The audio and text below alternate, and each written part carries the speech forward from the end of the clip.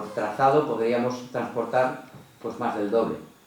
El trazado, veis aquí azul, prácticamente es todo 200, las pendientes son muy buenas, incluso en la zona peor, donde tenemos las traviesas estas malas, que es el puente este de Las Cabras, el túnel de Las Cabras, el único túnel que tiene el tramo, está pegadito a Cabeza de Buey, ya casi en la frontera de Ciudad Real, y este pues es donde se producen las mayores pendientes, pero es 1,8%, por tanto no hay problema. Bueno, hay dos zonas básicamente que están muy distintas. Una que es llegar de Castuera, de Puertollano a Castuera, está muy mal.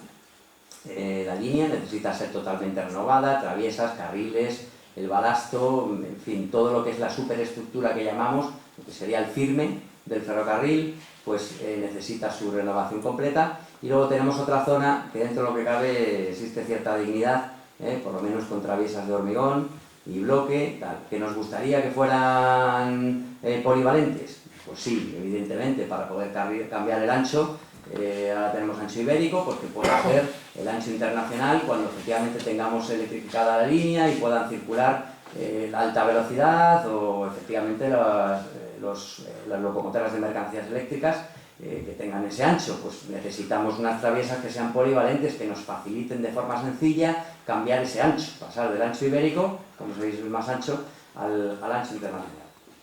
Bueno, estructuras y gálibos, en fin, las estuvimos viendo, en general no están mal. Lo que hay que ver simplemente es qué estructuras, todas las estructuras nos permiten el paso de mercancías, contenedores, etcétera, con lo cual el transporte de mercancías está asegurado en todas las estructuras del Cogemanex. El único problema es cuando queramos electrificar la línea o si queremos duplicar la línea. Entonces, duplicar la línea, efectivamente hemos visto que no es rentable. Lo que necesitamos es puntos de adelantamiento y estacionamiento de trenes, lo que se llama a nivel nuestro técnico el PAE, un puesto de adelantamiento y estacionamiento de trenes.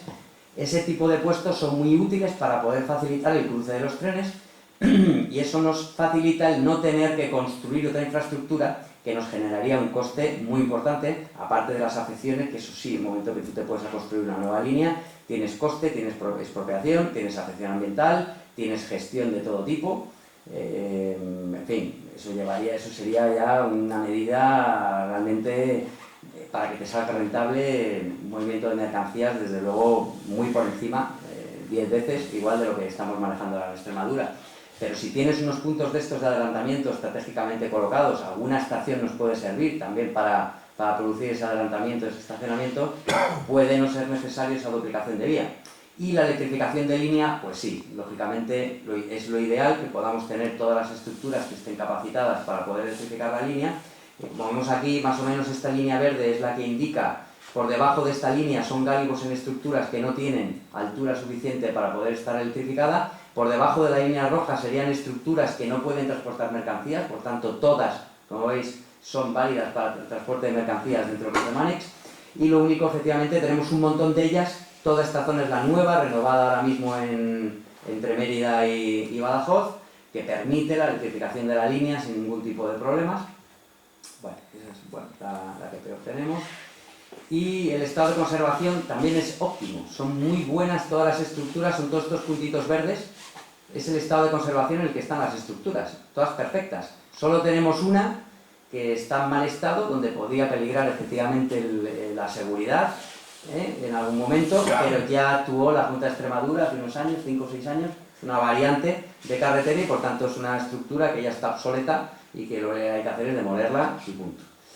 Ahora mismo está pasando el ferrocarril por debajo, pero no tiene mayor trascendencia porque no tiene uso, es una estructura que está, como digo, fuera de uso. Y este es el resto de las que llamamos que están intermedias, pero que simplemente no tienen ningún problema para la seguridad, así que pues, habría que acondicionarlas, pintarlas, arreglar vallas, etc. Bueno, aquí, ya me adelanto un poco, este estudio está en abierto para quien tenga interés. El repositorio de tesis de la Universidad de Extremadura pues, se puede buscar ahí. Y la Fundación de Ferrocarriles Españoles pues decidió también seleccionar esta tesis para su publicación y está también pues, en abierto. Se editaron unos ejemplares también en papel, pero vamos, están abiertos en soporte digital para quien tenga interés.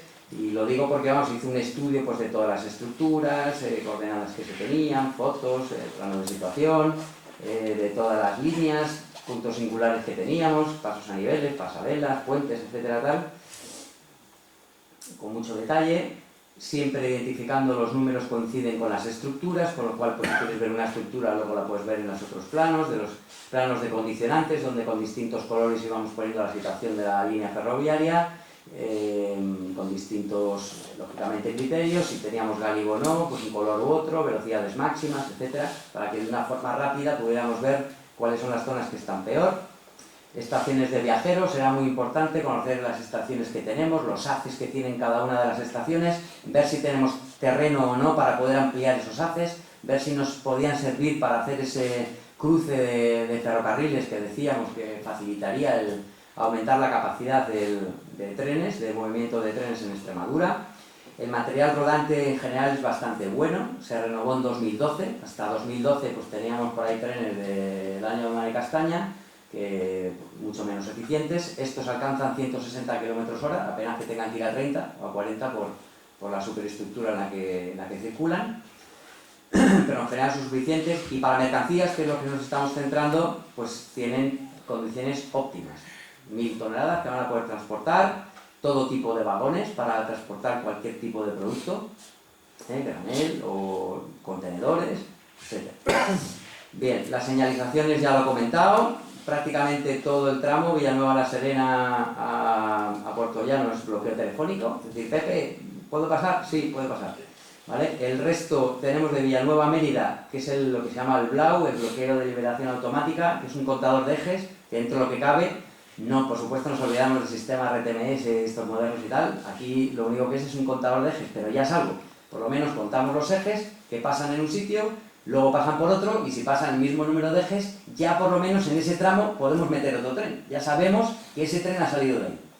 Entonces, algo es algo, ¿vale? Es lo que pedimos para esta línea, de que, oye, por lo menos ponme un bloqueo de liberación automática, que no tengamos que estar de estación en estación sabiendo si entra un tren o no entra un tren, que por lo menos podamos tener nuestros propios zonas o bloques de liberación automática, y que por tanto pueda pasar un tren y mejorar la capacidad de esa línea.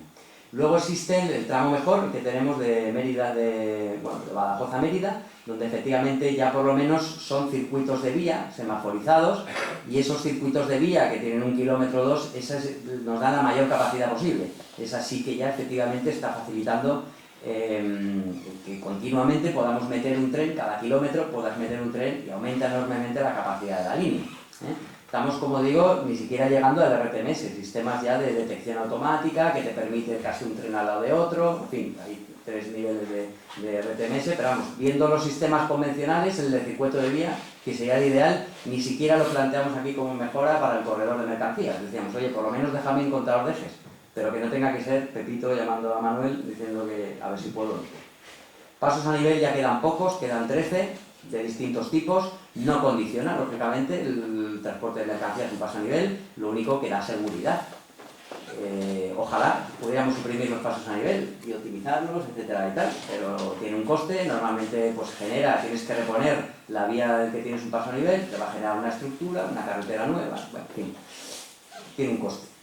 Suministro eléctrico, lógicamente no tenemos nada en Extremadura.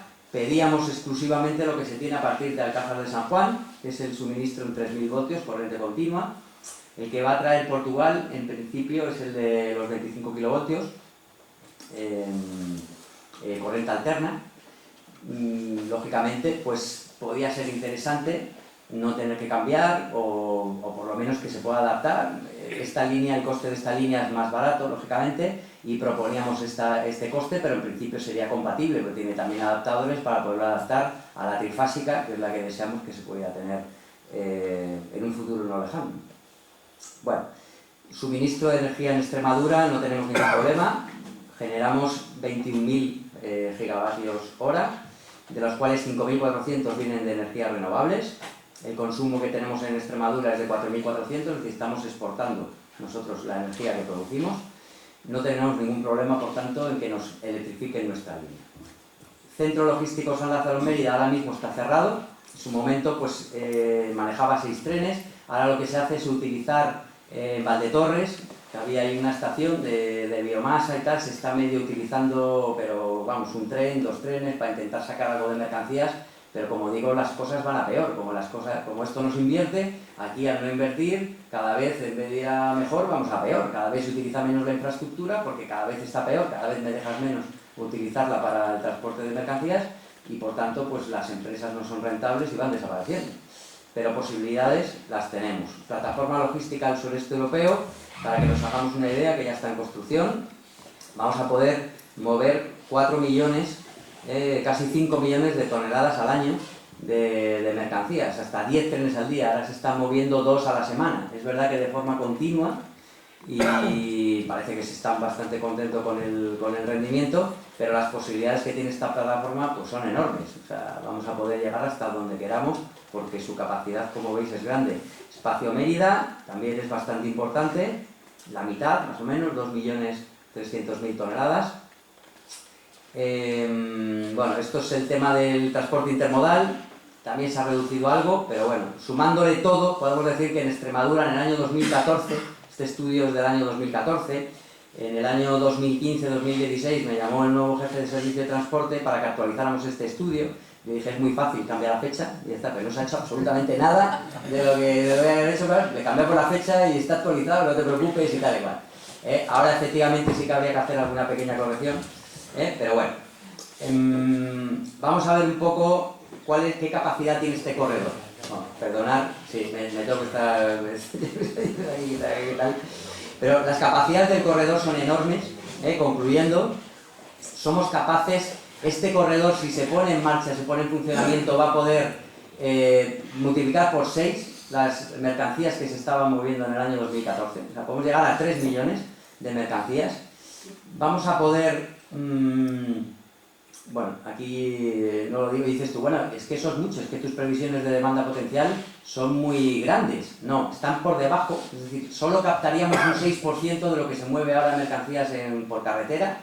Solo un 6% sería captado por este corredor, pero eso ya produciría esas mejoras, ¿vale? Cuando ya el Ministerio de Fomento nos está diciendo, obligando que en 2020 tenemos que tener una captación de entre el 8 y el 10% de ese transporte de mercancías por carretera, ¿vale? Por tanto, incluso nuestro estudio es conservador, nuestro estudio que hicimos ahí es conservador. ¿Cómo andamos de coste? Pues mirad, la línea de alta velocidad está costando 5 millones, poquito más de, bueno, 5,7 millones de euros el kilómetro, lo que es la infraestructura solo. Y decís, oye, eso es muy caro. No, es muy barato. Por eso quiero defender yo también la línea de alta velocidad de Extremadura. Es muy barato. En Barcelona costó 20 millones, en Galicia más, 22, 23 millones de euros y está costando 4 veces o 3 veces menos que el AVE en otras regiones. Pero, claro, comparado con la nuestra, bueno, hay estructuras singulares que sí cuestan más, 16, 20, el túnel de Grimaldo, que está otra vez en obras. Como sabéis, el viaducto de Almonte ya se ha terminado, en fin, la cosa parece que sigue mejorando. Bueno, el caso es que el coste de todas estas actuaciones son 160 millones de euros, es decir, joder, que eso es mucho. Bueno, son 160 millones de euros para ponerlo en danza y son 300 kilómetros de actuación, ¿vale? Es decir, que estamos un poquito más de medio millón de euros el kilómetro lo que nos costaría adaptar esa línea, que comparado... bueno, luego tenemos otros 80 millones a lo largo de la fase de explotación, electrificar la línea, mejorar las plataformas logísticas, etc. Entonces, esto al final lo que supone, y era una de las conclusiones que tenía la tesis, es que con el coste de un kilómetro de alta velocidad podemos adecuar 13 kilómetros de línea de altas prestaciones de mercancías, ¿vale? En la mejor de las situaciones, con red eléctrica funcionando, etcétera. 750 metros, 25 toneladas por eje, etcétera. Pues 13 kilómetros de línea se acondicionan por el coste de solo una, coste lógicamente de Extremadura, que si fuera de Barcelona o de Galicia, pues por supuesto que más, ¿no? ¿Qué conclusiones sacamos en el estudio económico? Y perdonad ya que vaya así tan rápido, simplemente saco las conclusiones. Podemos generar 4.100 puestos de empleo con esta inversión. Bien, lo que sale a 39.000, el coste más o menos 39.000 euros por empleo, que es razonable. La Junta hablaba de 42.000, o sea, incluso nos salía también un poco menos. Retornos fiscales, que le interesaban a mi amigo Ramón, 90 millones de euros, de los cuales pues eso quiere decir que de cada euro que se invierta, 0,25 pues van a ir a impuestos, lo cual pues también eso es importante tenerlo en cuenta. Y a nivel ambiental, Por supuesto, los impactos son muy bajos, no tenemos actuaciones nuevas, no tenemos lo que más cuesta siempre cuando te pones a hacer un ferrocarril, pues es las excavaciones, las estructuras, todo eso está hecho. Por tanto, es solamente balasto traviesa carril, operación sobre superestructura, no tenemos afecciones ambientales. Las emisiones, pues estamos en 30 gramos de CO2 que se tienen en tren diésel, podríamos reducirlas a 25 si tuviéramos trenes más largos, podríamos optimizar un poco el tema de las emisiones. Eléctrico 11, eléctrico lógicamente es 0, pero contando lo que es las emisiones de CO2 que se generan para la generación de esa energía hasta el punto de uso, ¿no? Entonces algo tenemos que meter, ¿no? el factor eléctrico. La carretera genera más del doble, 61, ¿vale? Gramos de CO2. Bueno, el coste, ahora mismo, el coste de emisiones a nivel europeo, que se genera, pues lógicamente, por toda la concienciación que tiene Europa de reducir emisiones, etcétera, se genera el sistema europeo de emisión, de gastos de derechos de emisión. El transporte todavía no está incluido ahí, si otros sistemas industriales lo estarán, tendremos en breve, pero ahora mismo emitir es barato, ¿vale? Como veis aquí, pues, bueno, nuestra actualidad hasta 2015, pero nos cuesta 7 euros, en principio, por tonelada de CO2, con lo cual, pues, nadie igual se aprieta para mejorar, optimizar, etcétera y tal, pero ahora emitir es barato. ¿Cuál es la tendencia? Existen muchos estudios, lógicamente la tendencia va a ser a subir para cada vez poder cumplir los requisitos que nos estamos marcando en Europa. Ya recientemente en la congregación esta que hubo en París, ¿no? 2020, 2030, 2050 irán subiendo estos gastos de emisión y bueno, las previsiones que tenemos en cualquier caso, hablando de esta envergadura de inversiones, son bajas, poder ahorrar hasta 200.000 euros si es diésel, poder ahorrar hasta 364.000 euros si es eléctrico. Y bueno, pues y como conclusión interesante también nuestra captación potencial de poder retirar más de 800.000 camiones de la carretera, con lo cual mejoramos la seguridad vial y mejoramos en conservación. José Manuel Blanco Segarra, jefe de marcación de carreteras, estaría encantado de que esto se hiciera. El problema son los transportistas que no lo ven bien, pero no olvidemos de que efectivamente todos al final nos beneficiamos. Va siempre a ser necesario una generación de movimiento de los nodos logísticos hasta el punto de destino. Evidentemente ese recorrido igual no será el mismo, pero sí que se va a generar también un factor de transporte adicional que también tuvimos cuenta en el estudio como consecuencia de eso.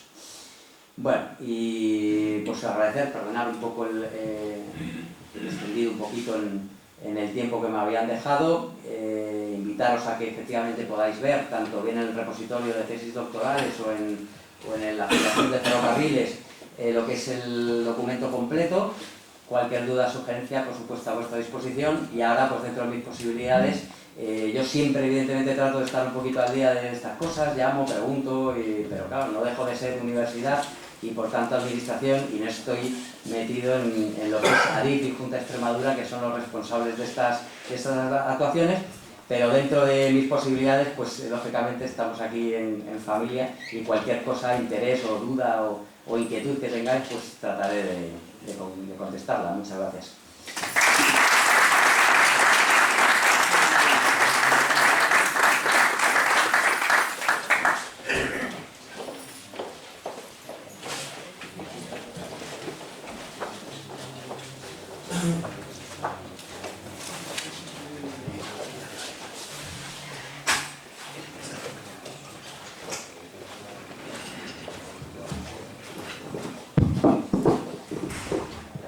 Muy bien, pues nada, Juan Francisco, felicitarte por tu conferencia, que ha sido muy interesante y yo creo que nos ha gustado a todos. Preguntas, cuando quieran hacer preguntas. Fernando, muy buenas. Sí.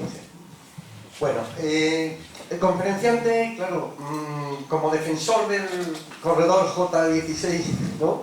El eje 16. O eje 16. Corredor Cofemanex, corredor de mercancías. Pues has hecho esa defensa en relación a este corredor de mercancías, que sería Badajoz, efectivamente Ciudad Real, que en su momento era la conexión ferroviaria de mercancías para llegar por un lado hasta Sines y por el otro lado a las distintas partes de España.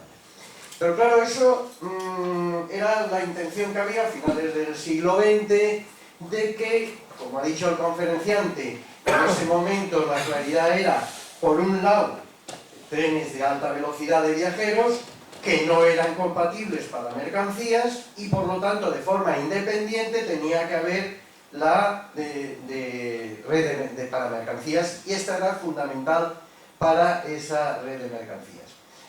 Pero la situación ha cambiado, no solo ya porque efectivamente el decreto del 2010, que fue el gran impulso todavía que se preveía para este magnífico corredor de mercancías, porque ese iba a ser un corredor de mercancías que podría utilizarse aleatoriamente para viajeros, pero era claramente de mercancías y que era fundamental para Extremadura, pero ya desde hace un tiempo lo que iba a ser, por un lado, la alta velocidad y por otro lado, las mercancías, se convirtió en el tren de altas prestaciones.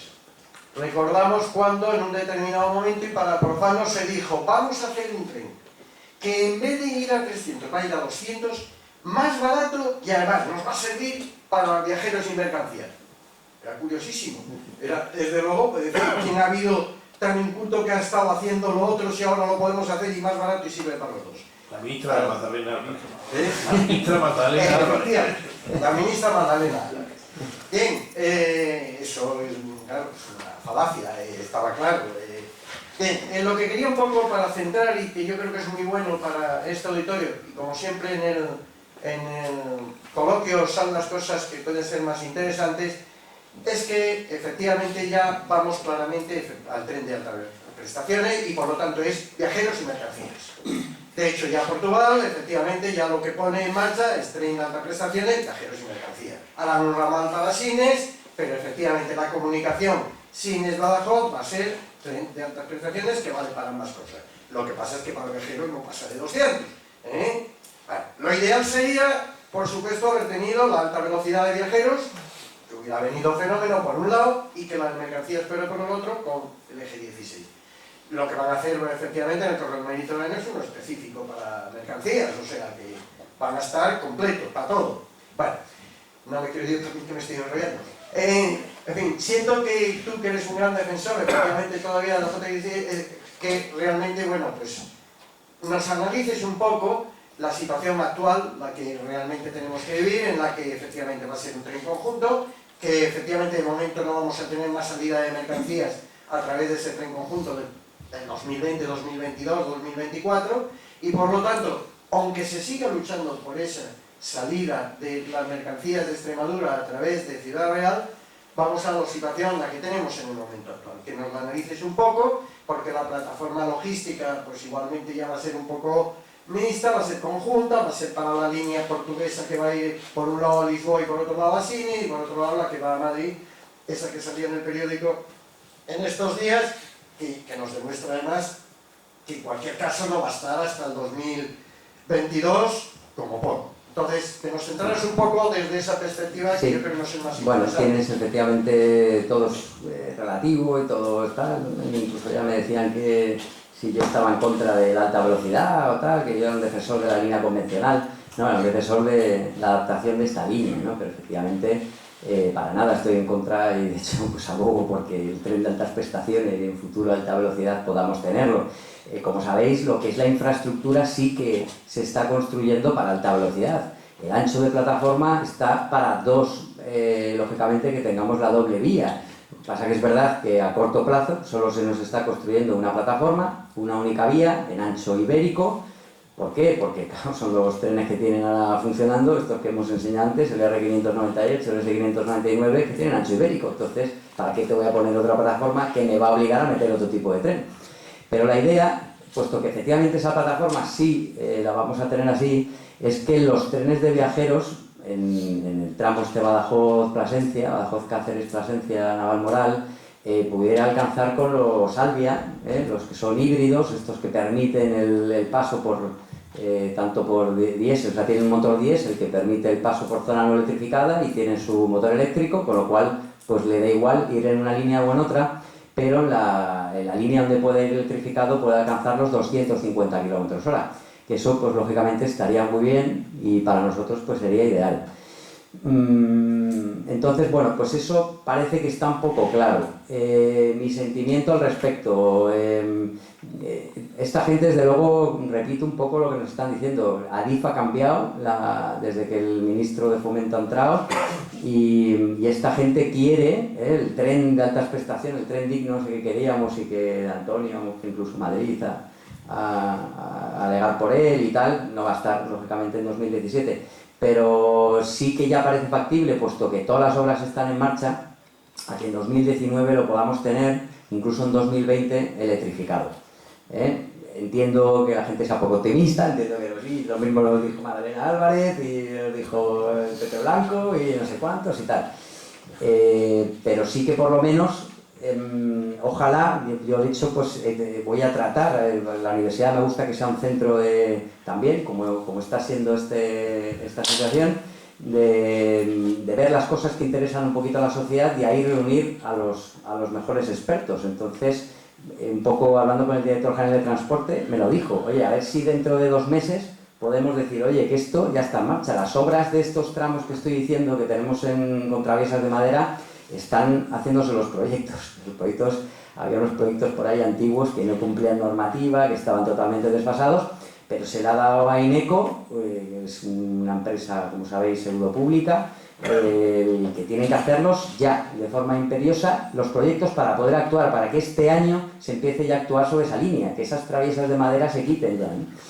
Entonces, bueno, esa perspectiva es buena. El tema del transporte de mercancías, como bien dice Fernando, era muy positivo y de hecho Portugal no quiere renunciar a ello, o sea, está exigiendo parte del motivo de que se actúe sobre esta línea. Ahora es la presión de Portugal, es que Portugal quiere sacar sus mercancías también por Puerto Llano, hay muchas que tienen demanda para ir a los puertos del Mediterráneo, entonces les interesa que esa línea se acondicione y se mejore. Entiendo que son actuaciones totalmente compatibles. Por supuesto que queda mucho, o sea, al final lo que parece es que a corto plazo, esto que estamos hablando de 2020, corto plazo entre comillas, podríamos estar unidos Badajoz-Plasencia, a nivel de pasajeros. Pero mercancías todavía quedan cosas que hacer, porque efectivamente, como digo, en Pantoja-Toledo, tenemos ahí todavía una serie de kilómetros que es exclusivamente línea de alta velocidad de viajeros. Pues o duplicamos la línea o acondicionamos esa línea, pero algo tenemos que hacer. No vamos a acondicionar la línea porque efectivamente vamos a acondicionar el uso de viajeros, que eso sí es línea de alta velocidad y que alcanza los 350. Entonces, vamos a necesitar una serie de obras adicionales para poder llevar las mercancías a su destino.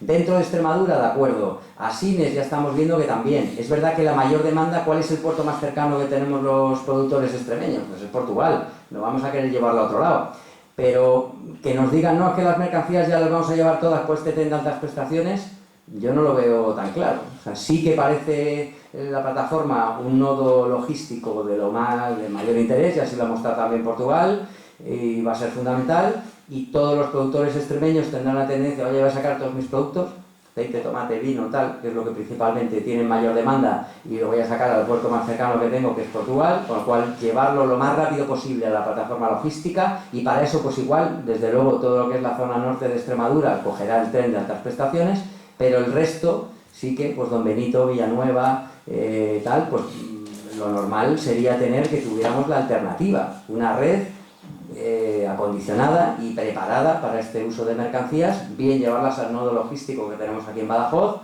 o bien llevarla a puertos del Levante. Entonces, bueno, eso es un poquito así mi parecer. Las dos cosas son buenas, las dos cosas yo creo que hay que actuar sobre ellas. Hasta ahora se habría dado, parece que prioridad exclusivamente a la línea que era alta velocidad, y entonces claro, era un dinero, se han generado, me parece que se han gastado ya como 900 millones de euros, y claro, nos quedan como 400 o 500, pero es que llevamos como 10 años que no hemos podido disfrutar de nada, de esa infraestructura. Son 900 millones que no se han tirado, pues por lo menos ya parece que se van a utilizar a un medio plazo, ¿no? De 2019 a 2020. Pero bueno, esa es un poco mi sensación, ¿no? Que tengo al respecto de las dos líneas, ¿no? Muy bien. Las dos son necesarias. Muy bien. Yo, añadiendo algo más, yo creo es que la línea de AVE, Badajoz-Madrid, se concibió como alta velocidad y se sigue, sin mercancías, ¿no? Como llegue a Pantoja, llega a la Sevilla-Madrid y ahí, ahí se ha parado. Mercancía no se puede meter. Se podría hacer, ya hay estudios ahora mismo del Ministerio y de Adif para utilizar conjuntamente una línea de mercancías y de alta velocidad, ¿no? Lleva más mantenimiento, cuesta mucho más mantenerla, porque la mercancía estropea la vía de alta velocidad, pero que esas, y además con una sola vía no se puede gestionar mercancía ahora mismo y viajeros, o metes viajeros, metes mercancía. Ahora, gestionar las dos cosas en una sola vía, digamos, con media velocidad o con tren de altas prestaciones es imposible. Y además yo creo que si ahora metemos mercancía o intentamos hablar de ese tema, todavía fastidiaremos mucho más el tema y no en el 2025, calcular que en el 2050 tenemos alta velocidad, ¿no? Como pongamos más cosas. También estás de acuerdo conmigo en abogar por invertir y mejorar la línea de mercancías. Yo estoy totalmente de acuerdo en sacar las mercancías por Puerto Llano, o sea, es totalmente necesario además. Va a preguntar. Antonio.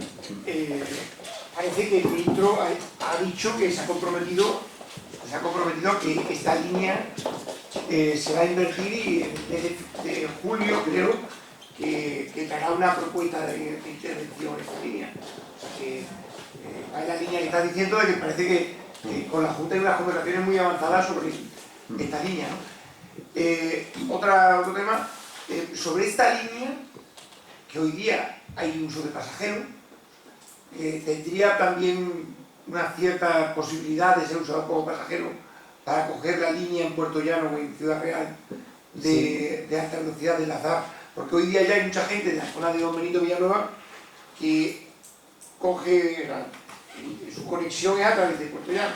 Sí, totalmente. Lo ideal sería poder hacer el tema del cambio de ancho, ¿no? Proyectar, que tampoco es excesivamente caro, y facilitar ese cambio de ancho para que tú puedas efectivamente salir de Villanueva a Don Benito en ancho ibérico convencional, en tu tren, y en un Alvia de estos y tal, híbrido, llegues a Puerto Llano y sin tenerte que bajar del tren, o sea, que directamente cambie de ancho y cambie de línea. Eso sería lo ideal, claro, efectivamente. No tampoco excluir el transporte de viajeros de la línea. Por supuesto que, hombre, la idea es dar prioridad a las mercancías, para eso pues buscar los gáligos, la capacidad, longitudes, los puntos de adelantamiento y tal, pero no renunciar a las mercancías, al uso de viajeros, que es el que es, y que efectivamente si lo potencias y mejoras y das esas posibilidades de hacer billetes de estos combinados para que efectivamente una persona pueda irse a Valencia o pueda irse a Málaga o tal, y pueda efectivamente hacer uso luego de las líneas que tenemos de alta velocidad después de Puerto Llano, pues sería muy interesante, claro, con el tema del cambiador. También como cercanía, si hubiese las infraestructuras para apartar los trenes, claro. La cercanía sería también otra cosa fundamental, ¿no? Y después hay también, he leído en varios sitios, que si realmente se cumplen los objetivos previstos de eso, ahora mismo el 90% de transporte es carretera, si se pasa al 80 o al 75, he leído varios artículos que prácticamente Madrid se quedaría colapsada si sigue siendo el punto de encuentro y el captador o el nodo principal de la red de mercancías, y por tanto exigiría prácticamente desarrollar otra infraestructura que evite Madrid. Pues claro, ese sería otro motivo por el cual sería muy interesante no tener que llevar las mercancías a Madrid de forma obligatoria. Eso lo desconozco, no sé hasta qué punto efectivamente se podría colapsar ahora mismo de terminales logísticas Madrid, pero bueno, Madrid tiene la capacidad que tiene y efectivamente si al final estás poniéndolo todo como punto de paso, pues claro, te puedes enfrentar a un problema, o por lo menos habría que verlo, planificarlo e invertir lo que fuera necesario para que eso fuera así. Pero sí que parece muy interesante el poder llevarte las mercancías sin necesidad de tenerlas que pasar por Madrid. Está claro, teníamos otra ventaja y adicional que evitaríamos ese posible futuro conflicto que podría tener Madrid. Antonio. Sí, gracias. Bueno, aportar solo unas matizaciones al punto de vista que se está dando aquí sobre los trazados, que ya lo apuntaste tú en la presentación, incluso las prestaciones para cada uno de ellos, ¿no? Nosotros, lógicamente, lo que podemos, en nuestra posición, pues es aportar puntos de vista, estudios técnicos, económicos, etcétera, etcétera, pero no somos los que tomamos las decisiones. Y yo espero que los que tienen que tomar las decisiones pues lo tengan un poquito más claro, porque esto ha sido un hándicap a lo largo de toda la historia en Extremadura y el ferrocarril. allá por el año finales del siglo XIX, 1860, 1880, cuando se empieza a desarrollar toda la red ferroviaria, incluso en España, pues aquí a Extremadura no llega muchas veces precisamente por esa disconformidad que hay entre los representantes y políticos extremeños, que en Madrid incluso no se ponían de acuerdo por los trazados, si tenía que ir siguiendo el Tajo, si tenía que ir siguiendo el Guadiana, etcétera, etcétera. Entonces, mientras no había acuerdo, pues aprovechaban precisamente para justificar la no o la falta de inversión aquí en Extremadura. Yo espero, por eso decía, que nuestros políticos y representantes, ahora con todos los estudios y con todos los aportes que se hacen desde muchos lugares y sitios, pues lo tengan un poquito más claro, ¿no? Y no sea eso donde se agarren precisamente, creo que no. Parece que lleva un impulso, pero eso siempre ha sido un hándicap que nos arrastra.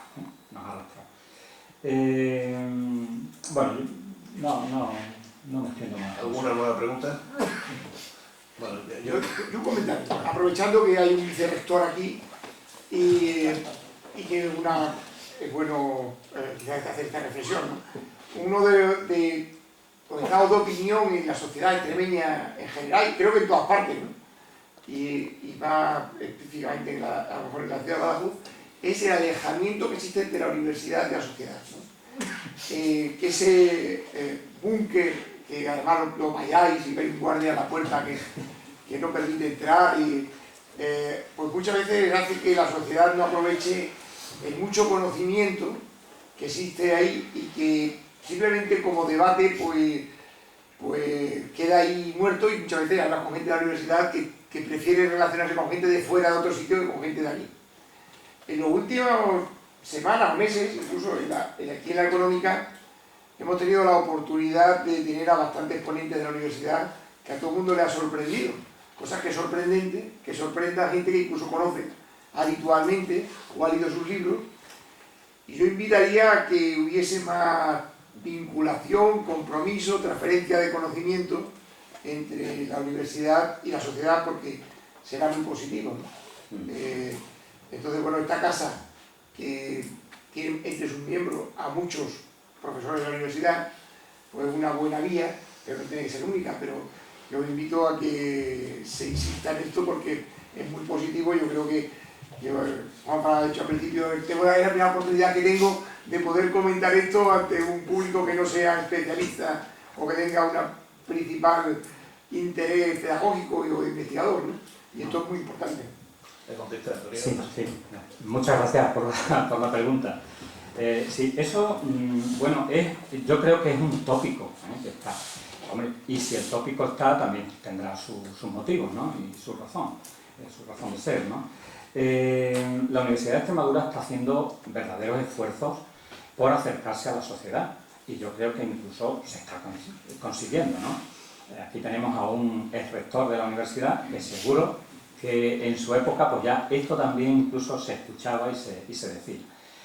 Las misiones de la Universidad de Extremadura son fundamentalmente tres: la docencia en primer lugar, la investigación y luego también esa transferencia o esa conexión con la sociedad.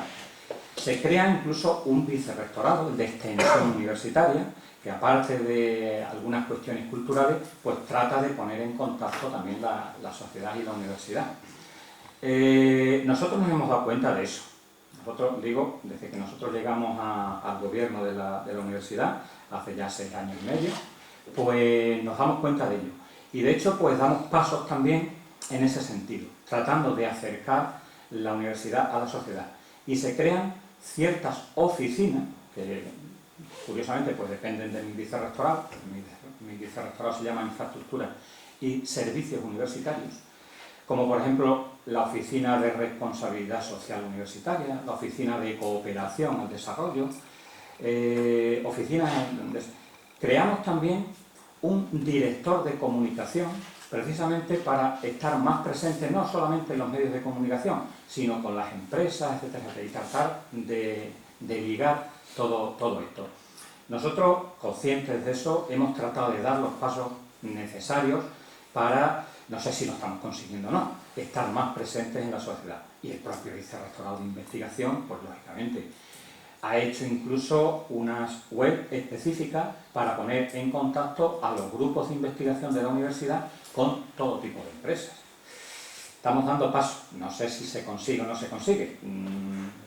El retorno ahora que tú me transmites, pues bueno, sí, pero se están dando pasos en ese sentido, ¿eh? No sé si se están consiguiendo o no, pero algo se está haciendo. Muy bien, yo retorno al tren y ya hacer tú la pregunta. Has hablado de que ese corredor está muy bien, pues se puede gastar poco, va a ser económico, podemos transportar mercancías de cines y de tal, pero has hablado también, hay que gastar, ahora mismo toda la mercancía que se transporta en Extremadura es privada. Supongo que es la que sale del nevero y alguna más, ¿no?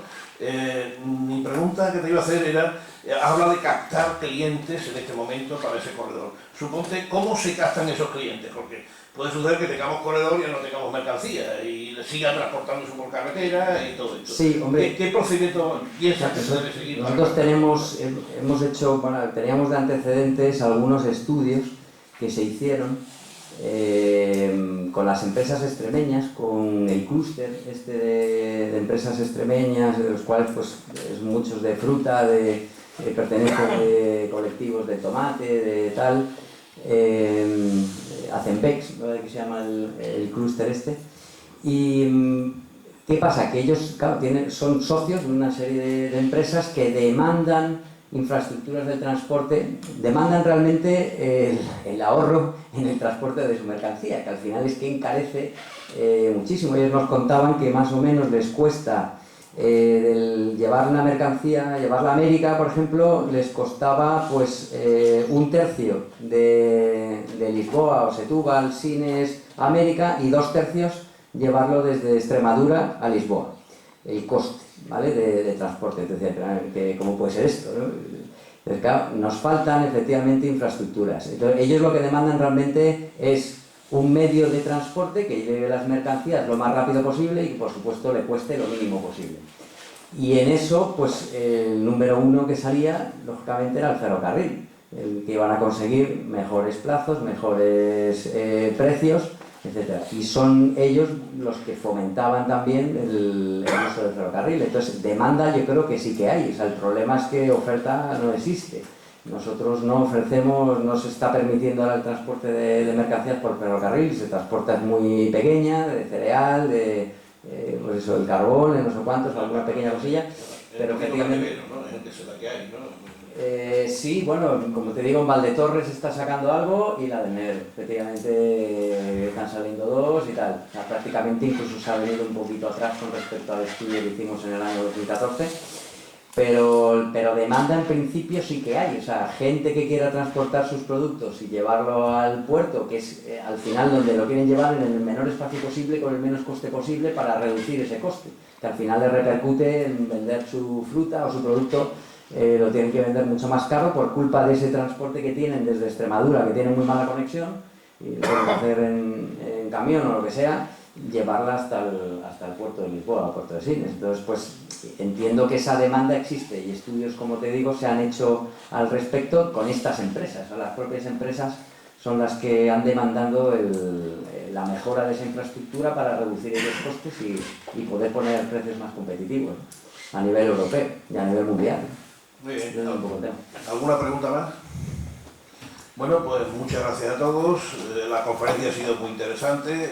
Parece que la salida de las mercancías es el corredor este de Puerto Llano, el antiguo eje 16, frente a otros corredores que hemos visto que están por ahí, como el corredor Vía de la Plata y algún otro. Parece que lo lógico es este corredor. Así que muchas gracias, Juanfran, y a ustedes. Buenas noches y hasta luego.